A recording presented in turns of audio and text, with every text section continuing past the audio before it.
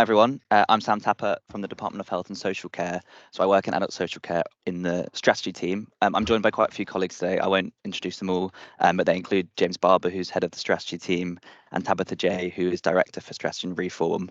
And hopefully sort of the numbers of us sort of reflective of our enthusiasm for local area coordination.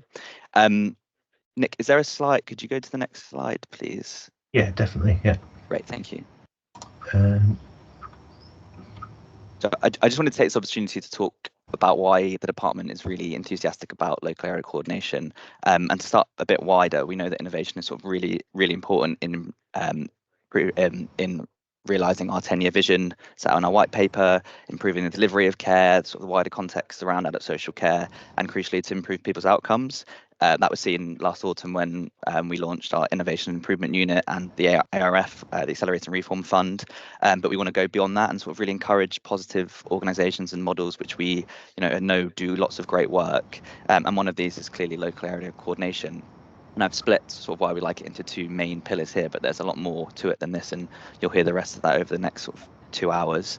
To start on the left, the sort of well evidence pillar, I think this is something that we're really keen to demonstrate. It's widely evaluated, and I believe there's a whole web page on the LAC website which sort of goes through all the evidence base behind it.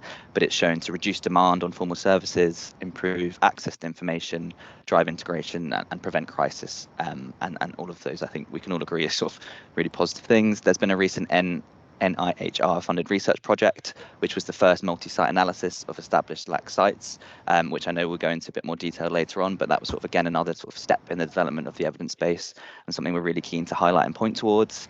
And I think sort of moving from theory into practice, the fact that there's 12 LAs already investing in LAC and we've heard a lot of great things directly from them is sort of another reason that we really want to encourage local area coordination. And equally it aligns with our priorities as a department. So I mentioned the Innovation Improvement Unit, and there's 12 innovation priorities, and it links directly with Innovation Priority 3, which talks about investment in local area networks or communities to support prevention and promote well-being, enabling people to age well in their communities. So sort of that direct correlation there. And equally, there's a preventive aspect of it. Clearly, LAC is very preventative in its nature. It stops people's care needs escalating. And we know that this is key, and it's been a focus of ours, especially recently, to drive forward our vision through people at the heart of care, and prevention is really key to that. But lastly, but by no means least, and actually by far the most important, is that we can see it improves people's outcomes. So there's lots of qualitative evidence out there, so abundance of qualitative evidence out there for this. But myself and some other colleagues were lucky enough to go on a visit and see this firsthand. So we went to the old Dean in Camberley and met with Charlotte, who was a local area coordinator there. And we spoke to her about her role, and we spoke to some people that she supports in the community, and it was really heartwarming and inspiring to sort of hear directly from them about the genuine impact that she had in this role. And it was really quite clear through that the impact that local area coordination can have. And I think that's the most important aspect that will probably be highlighted throughout these 2 hours, but that I really wanted to emphasize, is that it quite clearly has an impact on people's lives at that level. And despite all this sort of great qualitative and quantitative evidence, we know that there's always more we can do, both to sort of build up the evidence base and sort of encourage people internally and externally about the benefits of it. And as a department, we'd really welcome working with any local authority that's implementing it or is looking to implement it, just to sort of help build up that evidence. So if there's anything sort of we can do to sort of work alongside you when you're sort of implementing it and working out how it's impacting you, and sort of get that evidence on board and sort of work together towards building that further, we'd be really interested in it. But yeah, I just wanted to quickly sort of set out why, as a department, we really want to encourage this approach, and think it's a really good, positive one. It speaks to our priorities, but it's also clearly very well evidenced. But yeah, really looking forward to the session and hearing from everyone. Hi everyone. So I just want to start by acknowledging the great work of the Local Area Coordination Network and the evaluation partners. And today is like another really important milestone, and also Department of Health and Social Care is being important partners today. So I've been involved with local area coordination since its origins, and really happy to share a bit of the history and some recent developments, along with Ralph Broad, who's been my long-term partner in this work. So can I have the first slide, please, Nick?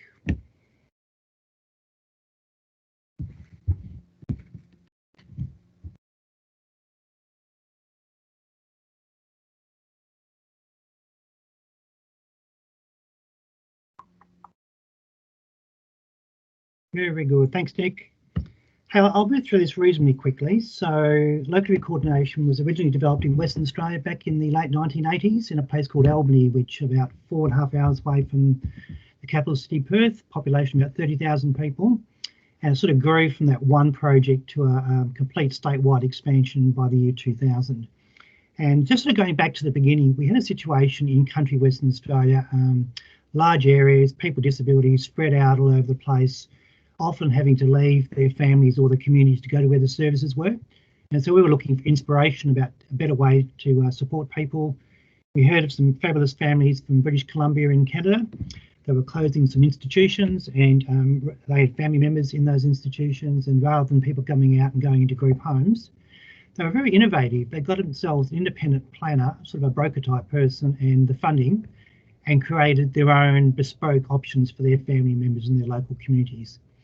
So that really stimulated our thinking about doing something different in country Western Australia. And I want to acknowledge a couple of people, Greg Lewis and Peter Dunn, some of the early people with local area coordination. We started with a very simple idea, put a really good local person in the local community, get to know local people, find local solutions, and then bring in funding or visiting people as and when sort of needed. Straight away, we stopped people leaving and people started coming back to that community. So we did many evaluations. We grew that from one community, one type of disability, to broad, all areas of disability, the whole of country Western Australia, and then the whole of the state of Western Australia. So so that was that sort of development. At the same time, other states and territories in Australia were sort of interested. And so we had Queensland, New South Wales, ACT, Tasmania, Northern Territory, all had various efforts at local area coordination. Some were fantastic and some sort of fell away. And that's sort of part of the story of how you do local area coordination. From the early 2000, we had national strategy in Scotland. And good to see that still going. Projects in Northern Ireland, England and Wales. And Ralph led the England and Wales work. And importantly, that sort of went beyond disability to broader social care and health. That was very important. We've had projects in New Zealand as part of their national reforms. In Australia, they built on the West Australian experience, and it's now part of the National Disability Insurance Scheme. So we've got somewhere between 2,000 and 3,000 local area coordinators across the country. So on the one hand, that's really good. On the other hand, we've really drifted away from that sort of primary fidelity. So there've been some problems as well. In Western Australia, Ralph and I worked on a project with our Department of Communities. So this was child protection, domestic violence, homelessness, Aboriginal people, seniors, and got exactly the same results with a much broader population. So that was really good. And then Singapore from 2019 and Isle of Man from 2022. We often describe local area coordination as a small-scale lever of large-scale change. So we've had 35 years of evaluations and reviews and uninterrupted learning. And what we've learned here is when it's been implemented with fidelity, we get remarkably consistent outcomes at individual, family, community and system level across different populations, different geographical areas and countries and regions, and also over time. But where it's really been done well, it's really been implement, evaluation and improve, that sort of a cycle. The next slide, please, Nick. Some exciting, couple of exciting developments across different regions and countries. Very excited. We've got the first Canadian implementation of local area coordination this year in Nova Scotia as part of a human rights remedy with systemic discrimination against Nova Scotians with disabilities. Along with my colleague, Tim Staten from the University of British Columbia, I was the lead reviewer of that court remedy. We developed a 5-year plan to overcome all the grounds for discrimination. And as part of that plan, we've got full provincial coverage of local area coordination over the next 4 years. And we've embedded all the fidelity, the design, the ratios, the training, everything is all embedded in a court remedy and a court-monitored implementation. So that's very, very exciting news, and it's fully funded for the 5 years, and also we'll be recruiting shortly. So you want to keep an eye out for that. And the second initiative is one of my roles is as the international lead for disability with the Global Leadership Exchange. And so we have an interested international local area coordination collaborative group that's been meeting since 2018, where we had a 2-day session in Thurrock in England. And so this year we've partnered with Nick and the LAC Network, with Surrey Council, Ralph and Inclusive Neighbourhoods, and we're hosting another International Leadership Exchange in Surrey in June this year. So we've got people from 5 countries coming, and interestingly, we've got people from Netherlands coming, and we've got people from Canada, and also some mental health people, not people from the broad mental health sector from different countries as well. And just for our Department of Health and Social Care colleagues, Dave Nuttall from the Department of Health and Social Care is the chair of our Disability Countries Group with the Global Leadership Exchange, and I'll make sure we get a copy of this report to David as a follow-up. So plenty of interesting things happening internationally with local area coordination, lots of momentum, and Ralph's now going to pick up Scotland and also Singapore. So back to you, Ralph. Thanks, Eddie. Hi, everyone. Many thanks for the invitation to this really important event. It's a real privilege. Look, I'll be really quick here, and I will cover a little bit that Eddie's talked about as well. But hey, look, building on the original development in Western Australia and emerging developments in Scotland, we started conversations and developments in England and Wales in around 2008, 2009. And we sort of asked the question, is there any reason why this way of working in Western Australia wouldn't work alongside other people in the community who might be facing exclusion, inequality, or escalating issues or service need? We couldn't think of any, so we thought it through, built it, and started. We carefully adjusted the reach of local area coordination to be available to a wider range of people in a defined geographic area, as Nick said, and we built very intentional partnerships with local communities and service partners. So it felt important to have a really inclusive, integrated, strengths-based and place-based way of working. So the focus was part of a move, especially during times of austerity, which have not really stopped, a move from people having to wait to fall into crisis before help is being available, and then going through eligibility and services if eligible, to one that's being available early within communities, getting to know people well, and being alongside them on their journey to build their capacity and their relationships and the things they want to do in life within their community. We intentionally invested in repeated independent evaluations right from the start for robust accountability. Evaluation is the best way to learn, to reflect, and to improve, and then it can have an influence on policy and strategy. And the studies have repeatedly shown that where strong evidence-based design and strong inclusive leadership, there are consistent positive outcomes at the individual, the family, the community, and the systems levels. We also then developed a national local area coordination network, and this being built into an amazing resource through the fabulous work of Nick and the network and community catalysts and what they've been doing over recent years. I'm really, really appreciative of that. It's fantastic. In 2017, we were approached by senior health colleagues from Asian Health in Singapore. They'd identified the need to move from a reactive health system to one that focuses on understanding and dealing with the determinants of ill health and inequality, and also builds individual, family and community resilience and natural community support. Now, their vision statement was a strong health and social care system is one that helps people to not need or need less that system wherever possible. I thought it was a really, really nice statement. Now, they chose local area coordination as their core approach after visiting many places in the world, and it was developed in really close partnership with health and other service partners, local people and communities. Of course, we quite quickly found that different country, different history, different culture, different system, but really similar challenges being faced within this system. And really pleased that we had strikingly similar positive stories and outcomes emerging in line with UK and international evidence. They're now exploring how to further embed this way of working in a wider scale as well. Lastly and quickly, in Scotland, there's been a recent independent university review of local area coordination, and that's resulting in recommendations to embed this local, accessible, strength-based approach within communities, and also as a key contribution to the new Learning Disability, Neurodivergence and Autism Bill. Hello everybody, my name's Neil Woodhead. I'm the service manager for neighbourhood working in Derby, and was lucky enough to be working with Ralph when we established local area coordination in the city. back in 2010. So the intention is that I provide you with a bit of an overview of where we've been and where we're going, and some of the lessons that we've learned along the way. That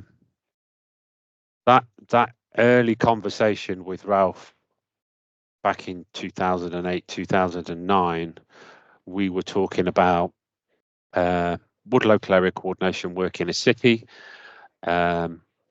And if so, what are the things that we would want to work out? So I guess the questions that we set ourselves were, if we recruited people alongside communities, would we be able to get to know people in those communities who might be struggling for whatever reason, might not be known to the system, and could we support them to struggle less through intentionally building relationships, connections, and hopefully resilience? Those people that were on the edges of the system, could we do the same, really? So those people that would turn up at GP surgeries, would make requests to adult social care but might not have met threshold. Could we get alongside those people, help them think about what was going on in their life, help them think about the resources that were available to them, maybe divert them from the request to adult social care, and help them to build the connections, relationships, and resilience. And then that third group of people who were already in the system, could we help them to be less reliant on the system? And the good news is, yes, we can. And so our first local area coordinator started in 2012, and what we know is it works. So that's the headlines, folks. If we think about our journey, so our initial conversations with Ralph started before 2010, 2008, 2009, and that was really important, actually, because it provided us with the opportunity to think. It provided us with the opportunity to plan. It provided us with the opportunity to think about how we were going to intentionally grow this thing called local area coordination in the city, with a mantra that we didn't necessarily understand at the time, but start small, think big. Moving on, 2013, our first evaluation in the city, as Ralph talked about, one of the things that we've really thought about is external independent evaluations that we're able to learn from. That moved us to a point where it gained us some confidence within the system, both internally within Derby City Council, within adult social care, but also externally through the relationships that we'd intentionally built with our health colleagues. That allowed us to grow the service. The 2016 social return on investment evaluation, again, was an important marker for us because it allowed us to think about what we were doing, ensure that we were sticking to the integrity of the model, help us push things back into shape a little bit, and again, build relationships, build confidence. 2018 was an interesting year for us because we were fortunate enough to receive some funding through the Department of Education's Innovation Fund to do some intentional work with young people who had experience of the care system. It was good because we were able to test the things that we believed to be true back in 2010 with what the system described as a new group of people. We didn't see them as a new group of people because people are people, and you build relationships with people in an open and transparent way, and you see where it goes. But it showed that with that group of people, having somebody in the community who they could trust, who wasn't going to turn them away when they started to talk about something that wasn't within that professional's remit, really worked. And so the evaluation that came off the back of that, another external evaluation, again added confidence for the system that this was something that they could continue to support and trust. COVID 2019 provided us with the opportunity to widen the reach, provided us with an opportunity to take the values and principles that underpin local area coordination and test them out in areas that we probably hadn't thought about before. It was also an important point in our journey in Derby, because it really brought the power of local area coordination and those local relationships that supported a robust community response to it. It really brought those to light for colleagues in social care and health who hadn't seen that before. 2019, we got some money to work in our local ED department with a group of people that the system described as being high intensity users with chaotic lifestyles, really isolated people that needed connection. That worked really well. Again, it showed the power and the value of local area coordination in an environment that the system perceived to be different, but based on the approach that we knew to work was just the next group of people that we could prove that this approach worked with. 2022, we got some money from the ICB around our team up approach, which is focused on primary care, to work with individuals that the system again described as being tricky. Brought us into a multidisciplinary team alongside GPs, OTs, physios, to really help think about how we supported some of those people that the system was struggling to get alongside. Its relationships, it worked. More recently, we were given some funding to embed a local area coordinator in the discharge to assess unit at Royal Derby Hospital. Again, that's proved to be really valuable, taking the values and principles that underpin the approach, building them into the system. So in 2012, we started with 2 local area coordinators in 2 neighbourhoods of the city. Based on the conversations that I had with Ralph, based on the things that Eddie taught us through, we moved from 2 to where we are now, where we have 21 local area coordinators in the city and just outside. I'll talk a little bit more about that later. 2021, we had our most recent evaluation. We did it because we wanted to build on findings from previous evaluations. We wanted to learn, so we wanted to check out the changes that we'd made still kept us as authentic as we possibly could in terms of a local area coordination model, and we wanted to try some different things in terms of how we measured what we were doing. So we went for a qualitative and quantitative approach. We built a theory of change based on the work that we've done with the Department of Education, and looked at some particular outcomes that we wanted to think about to demonstrate value to the system.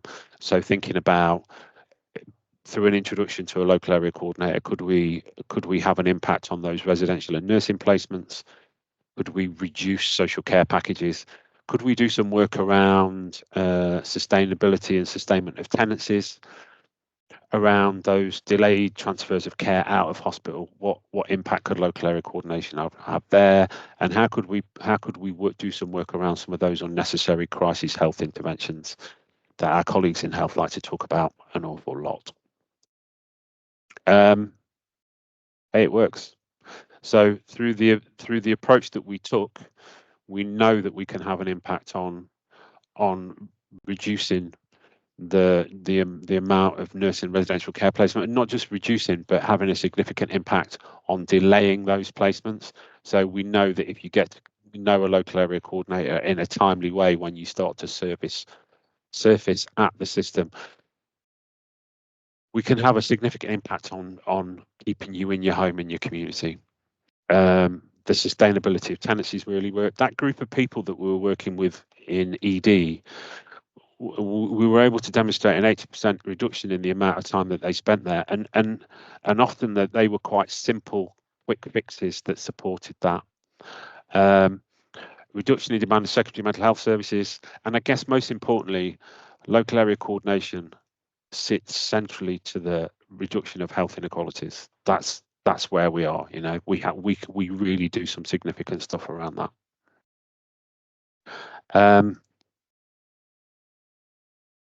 I won't spend too long on this slide, but 70% of the people that we met and we included in the evaluation needed support to overcome isolation. Isolation is really significant. I think colleagues within the space will know that and that the spiraling costs of isolated people in the system is something that local area coordination can and does have a real impact upon. So where are we now? Eddie talked earlier on about small scale lever large scale change, and whilst I wouldn't say what we're doing in Derby is large scale change, what we have seen is local area coordination moving from a nice to have, from a something of interest to more centrally to the council. So we moved into the community directorate in May 2023. That's seen as working across 5 neighbourhood teams with local area coordinators embedded in all of those teams. It's a preventative offer. We've been tasked with being the champions of change within the local authority. Local area coordination and the approach that we're developing neighbourhoods is acknowledged as the demand management system. Most relevant for me, we are described as our director of finance as the demand management arm of the local authority, and something that needs to be supported. And I guess the other thing that we're tasked with is reforming the system, and the system in its widest sense, particularly if you think about our role now working alongside local councillors in their leadership role. Some of the things that we've learned: local area coordination is innovation, but it's handmade innovation. It's not something that you can lift and shift. It needs to be done intentionally. It needs to be done with a real eye to learning and growing and nurturing. Often some innovations work really well in that lift and shift way. You have to keep your eye on the ball with local area coordination, and you have to be open for the learning and be prepared to think about the changes that are required based on what you learn. Eddie told us early on, and it's been really true: recruit the right people, spend the time recruiting the right people with the right values, work out who your advocates are in the system and build that relationship with them. You need to strike a balance. This is a hearts and minds game. I think one of the things that we've learned is, I was probably a bit of a hearts game guy, but I've learned that we also need to do the minds in terms of the data that we use, the evidence that we produce, the evaluations that we work. And we now know that local area coordination stone is the foundation for all sorts of strengths-based changes that you can add on within the local authority. But the local area coordination is the jam, particularly if you think about the joining up of services and the work that we're looking to do at the moment around social care and health. Local area coordination fits really nicely in that space. All of this is underpinned with our support around and support from the network. I think we started in 2016.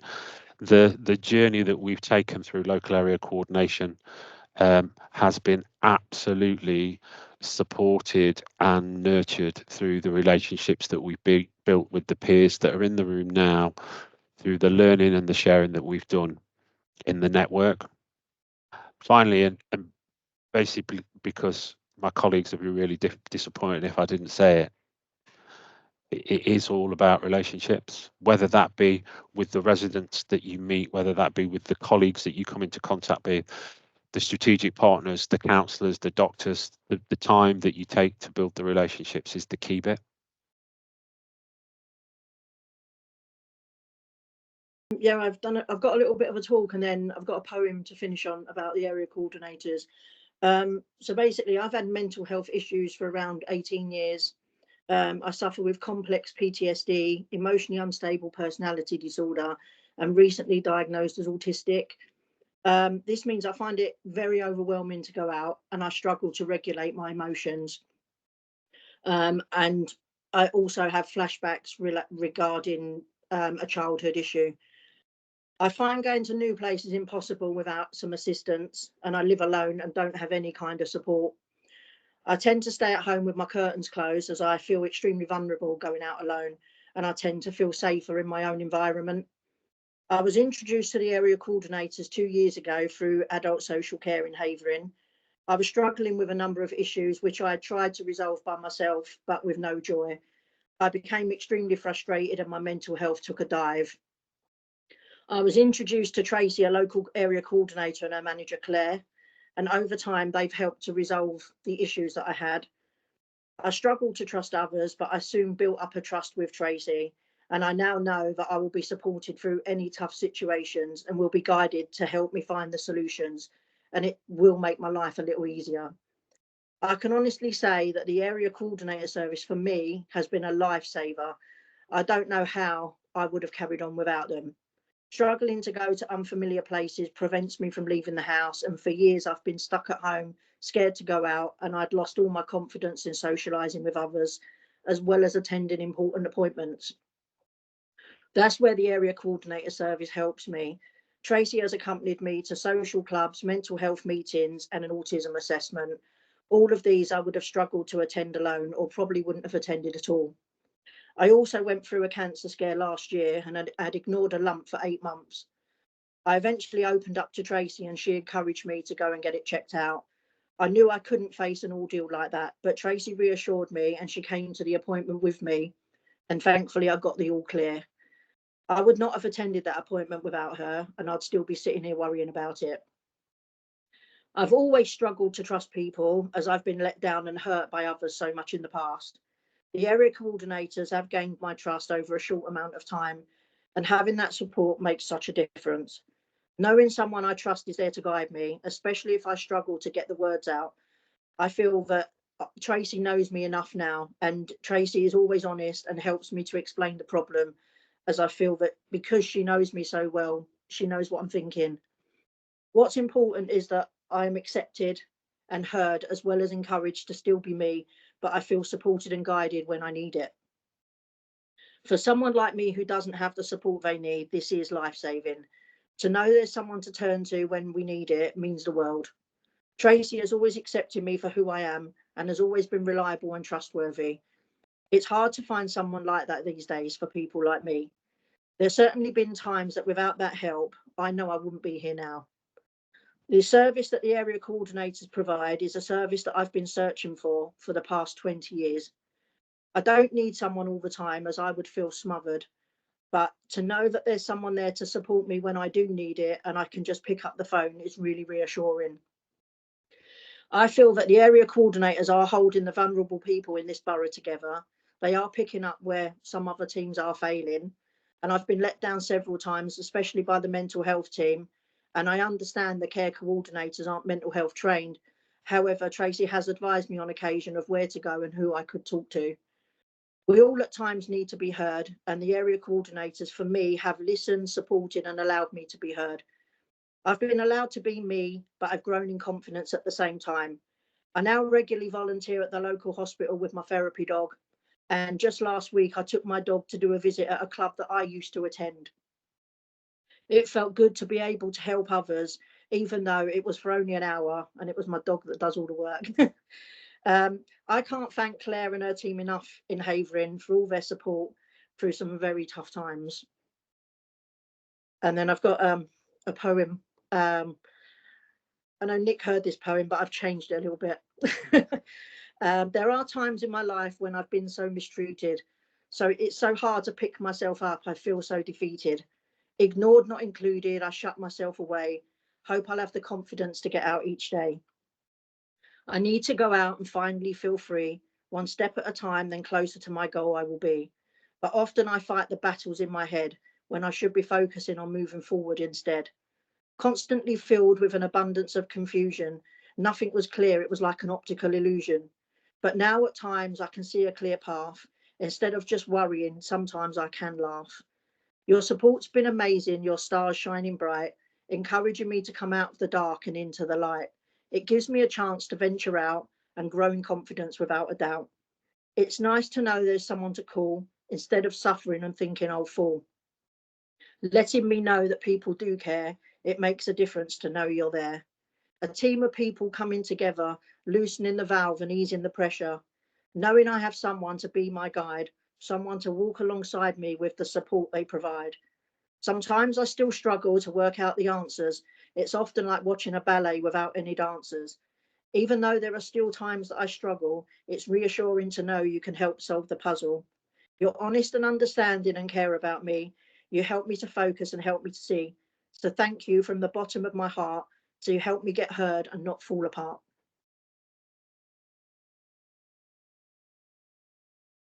Yeah, just to say, it's 4 different universities and 8 different academics, including health economists. This is the qualitative team that I've listed here, and a couple of them, John and Harriet, are in the audience today. But we also have worked with health economists because this is a mixed methods study. So I'm just trying to figure out on here. There we go. Sorry, you think I know how to do this by now, wouldn't you?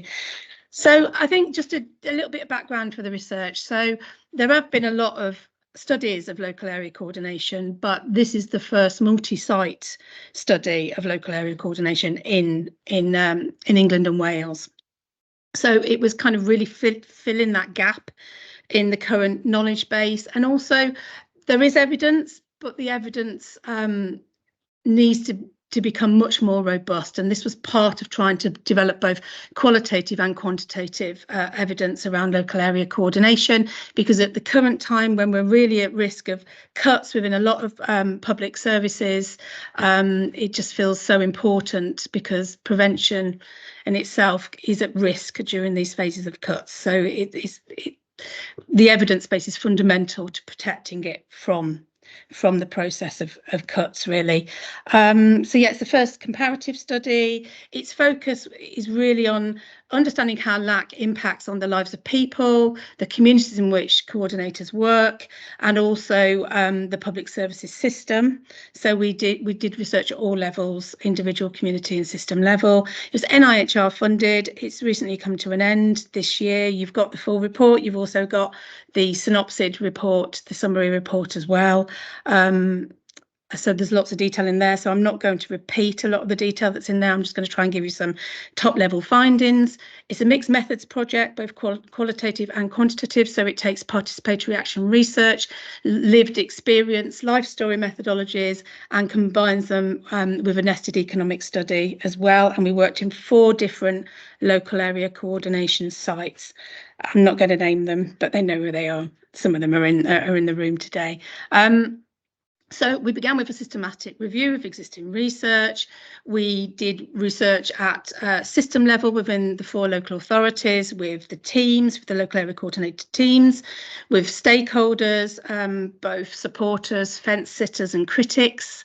And then we built logic models, and then we investigated those at ward level through work with local stakeholders, 1 ward in each local authority site, 48 in-depth life story interviews, and then also workshops with local stakeholders, communities and active citizens, and interviews with some people for whom LAC hadn't worked quite so well and had left the LAC system. And we also looked at some secondary data on those for whom had left the local area coordination support system. It's really important. You have to kind of understand the whole local area coordination in its round, so your positive findings can really look like they are strong, because they're set against some of the limitations that are encountered in preventative interventions.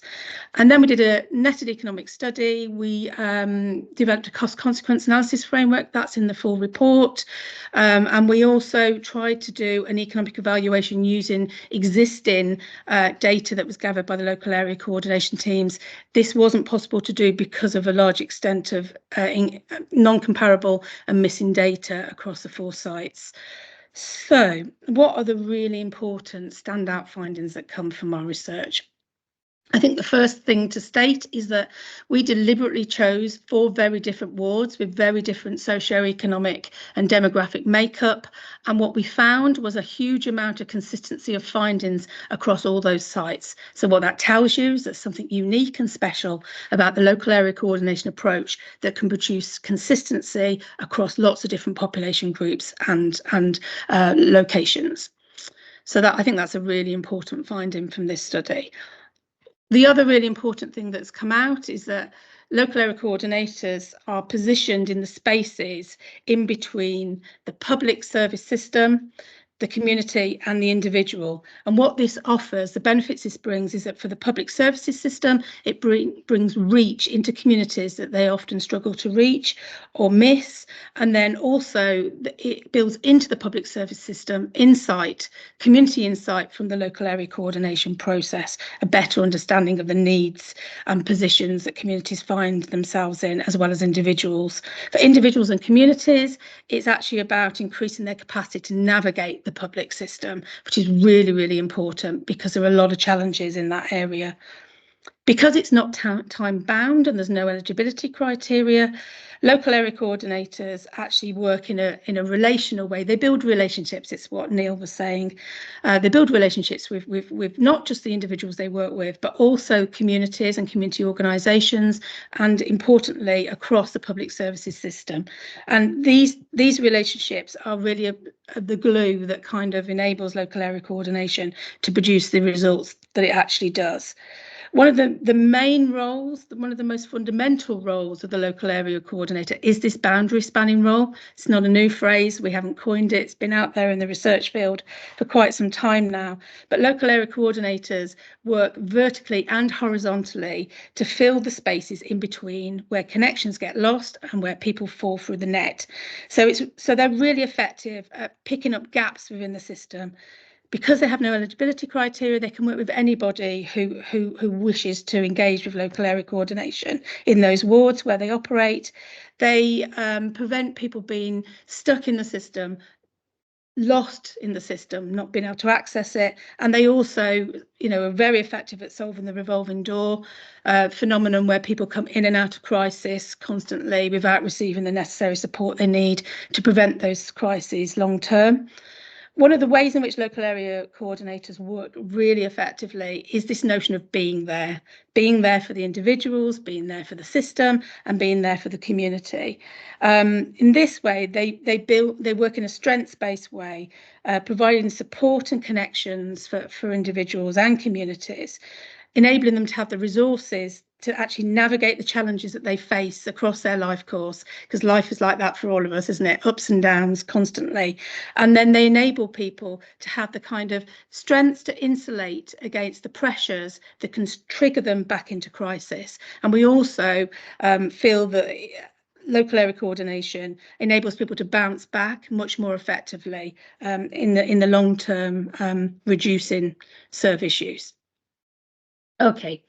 So there are some really fundamental policy recommendations from the research. I think the first one is to understand that investing in preventative approaches that sit as a bridge between individuals, communities and the service system is absolutely fundamental for understanding how you can develop an effective prevention approach, because this kind of working that local area coordination has and other second wave approaches to prevention have actually provides resources across all levels, enabling better connections and reach across the system, communities and individuals.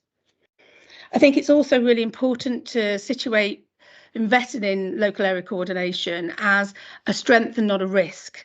So it should not be viewed as a safe place to cut. Viewing local area coordination like this would be highly problematic, because mechanisms like local area coordination and other preventative approaches that sit in that space in between actually enable services to join up the support they provide for people, and if you cut that, you're cutting at several levels. You're cutting the resource that local area coordination provides in itself, but you're also cutting the resource that it provides to other services. So it's almost like it's a double cut. And then the other major recommendation is that we need to use the right tools. Often when we do these presentations, we talk about existing tools almost trying to fit a square peg into a round hole, because they're not suitable for capturing relational working, strengths-based working. So as part of this work, we've developed a whole series of tools. We've developed a strengths-based model, which you can see in the synopsis and the main report. We've developed a cost consequence analysis framework, which we're going to test through further research applications that are about to go in shortly in the next few weeks. We've developed journey profiles, which enable qualitative data to not just understand individual stories, which are obviously very important, but also to analyse across individual experiences to show collective impact and collective benefit. And we've also looked at developing better process data as well, so that economic analysis can be carried out effectively. To do this, there's certain practice things that have to be done first. So first of all, we argue that it's really important to start from the individual's context, understanding the broader context that the individual is facing beyond the presenting issue. This enables the right support to be developed at the right level at the right time. We think you should embed and connect support across community and public service systems. To do this, you've got to create much stronger collaboration between the sectors and within public services.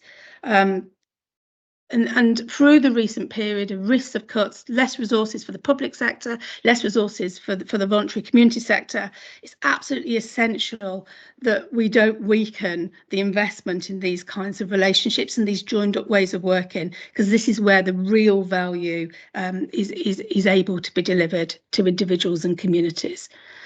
We need to understand the impact and effectiveness of prevention beyond the numbers, beyond simply just counting the number of transactions being undertaken. And I know that Joe is going to be talking a little bit about that in his presentation later.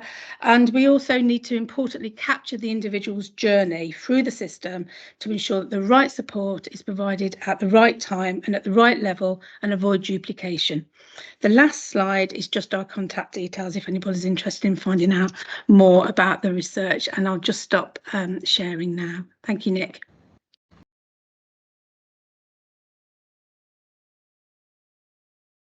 Morning, everybody. Yeah, Nick's smiling, so I can assume you can hear me. So I haven't got as many slides as colleagues have had on the call previously, so this is going to be a bit more of a sort of human story around York's journey of local area coordination. So local area coordination in York began back in 2016 when I was in a slightly different role as the head of early intervention, prevention and community development at the council, and a key part of my role was to help develop and design the local area coordination programme. That formally sat within York's approach to focus more on the power of community, reflecting the introduction of a community operating model in adult social care, recognising that adult social care was intervening too often at a point of crisis in people's lives, worrying too much about thresholds. And honestly, we had to ask ourselves whether our model of social care was fit for purpose. So we were wanting to focus more deliberately on early intervention, prevention and asset-based community development approaches, and introduce into the city a number of evidence-based approaches that we felt would build the resilience of people, support them to lead good lives, and to prevent and reduce and delay the demand for services. So not least, local area coordination was introduced at that point. And I always say this when I'm talking publicly, and I'm going to say it again. I've had quite a long career in community development, over 30 years now, and I can honestly say local area coordination has been the best thing I have been involved in throughout that long career. It supports people to achieve change, to have a good life, to feel included, to be connected and have good friends and relationships in their lives. It improves communities, it improves neighbourhoods, it improves streets, and it supports the system to change. I think one of the best things we found from the impact of local area coordination in York is the power of people's stories. We've worked with over 6,000 people now since the programme was introduced in 2016-17, and sharing those people's stories across the city has had so much impact, as Neil was mentioning before. It's changed hearts and minds. It's acted as a massive catalyst for culture and behaviour change in the city, reflecting the power of people and storytelling as a part of our asset-based community development approach. We began back in 2017 with the recruitment of 3 amazing individuals. I know Jenny Cox, our senior local area coordinator, is on the call today, and we've grown over the last 7 or 8 years to a team of 12. We cover just over half of the city, so 13 of 21 wards now, and I can again honestly say the best advert for local area coordination in York alongside stories has been our team. I can remember a couple of years ago when we were involved in a community mental health transformation programme event at the University of York. 100 people in the room, and the local area coordinators were acting as the facilitators of a number of table conversations. And I asked them to stand up and introduce themselves, just to identify themselves as the table facilitators. And they got an impromptu round of applause. Now, you don't get that normally if you're a council officer. But to have a whole room stand up and applaud a team of council officers that are deeply embedded in communities really reflects the value and respect and connection and traction these amazing individuals have within our city and within our system. I mentioned a bit about relationships. Neil finished on his presentation with a slide saying it's all about relationships. Our local area coordinators are very much recognised as relational centred practitioners, reflecting when we have good relationships, everything tends to be better. We see relationships as an end in themselves, not as a means to an end, reflecting the power of relationships to support people to have good lives. A key part of our approach within the city has been to align a number of our strength-based teams and asset-based approaches, reflecting the Think Local, Act Personal rainbow of community-centred solutions. We largely have the rainbow in York, not least local area coordination, a really brilliant social prescribing programme. We have a social connections program that builds on the Cares family model of bringing younger and older neighbours together, a home share program, Good Gym, Shared Lives Plus. So we largely have the rainbow, but the local area coordinators really act as the glue to support these teams to connect, reflecting an ethos of collaboration across those teams and not working in silos, and lightly supporting people to have good outcomes. All of that is very much about recognising people as active citizens, seeing them as valuable and not vulnerable, recognising what's strong and not what's wrong, and actually supporting people to be the producers of their own health and well-being outcomes, building on the gifts and talents and skills that they have, their own agency and the capabilities they bring. So again, local area coordination has been a fantastic tool and catalyst and approach in York to overcome loneliness and isolation and support people through that bridge of local area coordination to be active citizens. It very much reflects the Social Care Futures vision of us all wanting to lead good lives, be happy at home, connected and in control, and to have good friends in our lives. So yeah, a fantastic experience for myself and for York to have had local area coordination in place and to be a part of the local area coordination network. I often describe it as a family. I know when we joined the network, we were all like sponges picking up on the experience from other areas, from Neil in Derby, from Simon in Leicestershire, etc.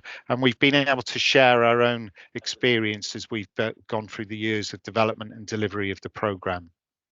Nick, did you want to put the slide up about the work we've done on cost avoidance and prevention?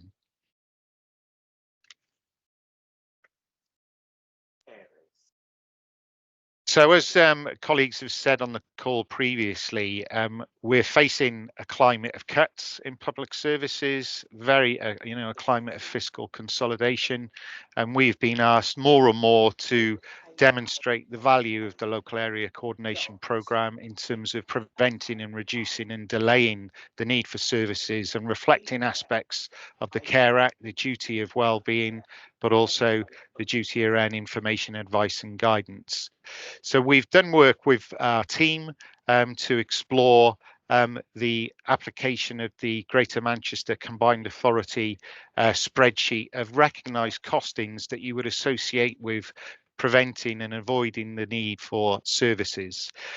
So the wheel that we have up on the slide reflects a piece of work we've done with the local area coordination team over the last year, where we did a deep dive for 2020-23, looking at cost prevention and savings to the system across the whole of the team, as I said, reflecting 13 of 21 wards, and a sample of 1,159 cases of people that the team were walking alongside. We've used the system intervention costings from the Greater Manchester Combined Authority spreadsheet, as I mentioned, and that's actually reported on in one of the national local area coordination network reports. It's time for local area coordination. In addition to some of those recognised costings, we've developed a York Premium working with our colleagues in adult social care and the business intelligence unit, for example, avoiding the cost of a package of care for somebody being in a region of £35,000. So you can see, looking at across the 7 sectors of the system here, adult social care, children's social care, health in terms of avoiding alcohol and substance misuse, hospital stays, mental health prevention, housing department work, and police and fire services. We've come up with these findings from the work that we've done on avoiding cost prevention and cost avoidance. It's significant. It totals over £6 million. Just in adult social care, that's £4.9 million. We know we have more work to do on this because it's notoriously difficult to prove, and have been working with some of our academic partners, such as Joe on the call, to explore this, and some health economists, alongside some of our local colleagues in business intelligence. But I noticed Sam mentioned from the Department of Health and Social Care earlier that they would like to do more work on this with areas. It's certainly something that we would like to explore. We know, as Neil said, local area coordination works. It supports people to have good lives. It reduces costs for this on the system, and it prevents and delays and reduces the need for services. But more importantly, it's about relationships and recognising people as valued citizens.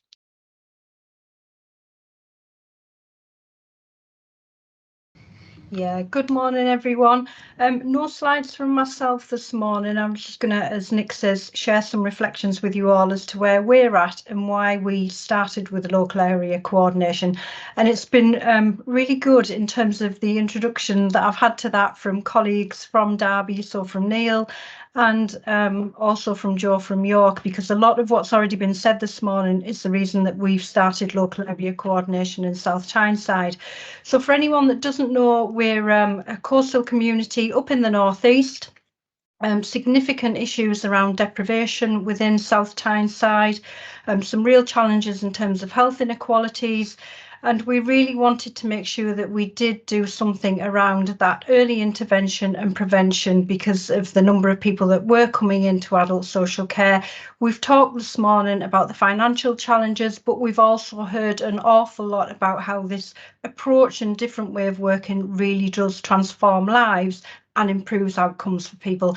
And that for me has to be the driver behind this. And it was a fundamental reason why I wanted to explore local area coordination within South Tyneside. I do have to say as well that my colleague Hazel is on the call with me this morning, and we couldn't have got as far as we had if it wasn't for Hazel and the work that she's put into it and the support of wider colleagues as well. So I just want to acknowledge that.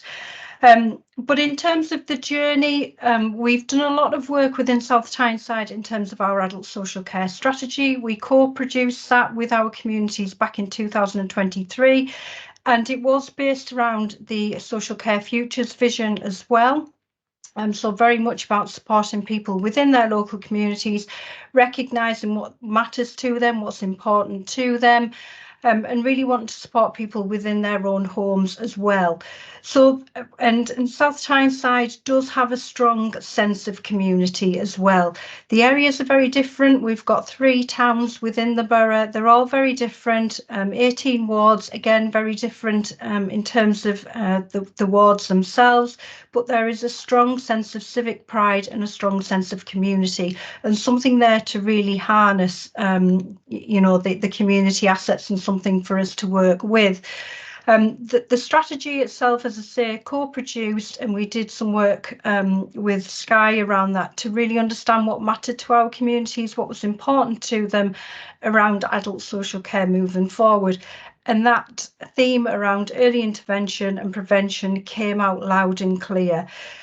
The reason for local area coordination as well is because it is relationships. It's based on relationships. It understands what's important to people, what matters to them. It's not time limited. It's not what I would describe as process and people as well.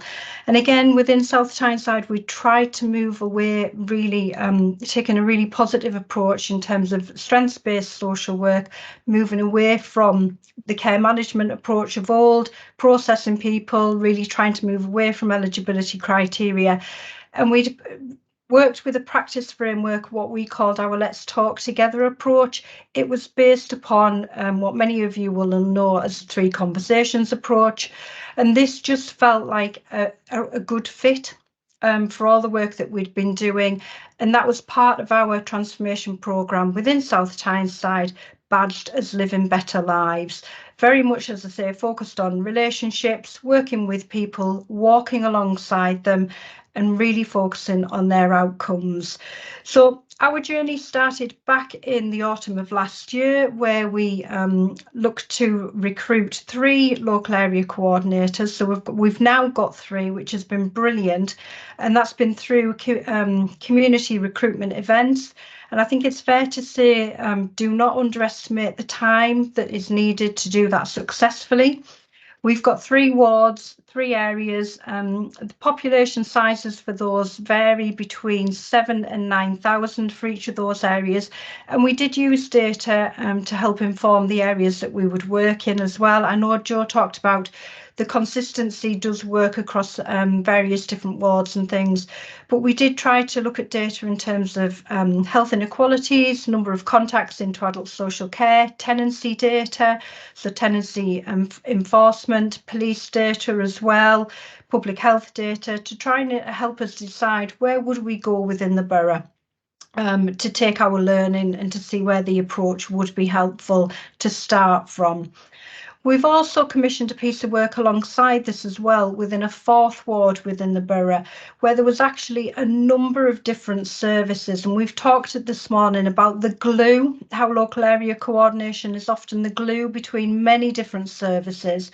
But the work we've commissioned within the 4th ward is about understanding actually what's happening within that ward now, because there are a number of public services within that ward, but still a high level of activity into statutory services. So what's going on for those communities, what's working well, what's maybe not working well. And we've actually got a local leadership event tomorrow where the communities are going to feed back to the local area coordination leadership network, and the feedback from that, the work that we've commissioned to really understand and hear from that local community.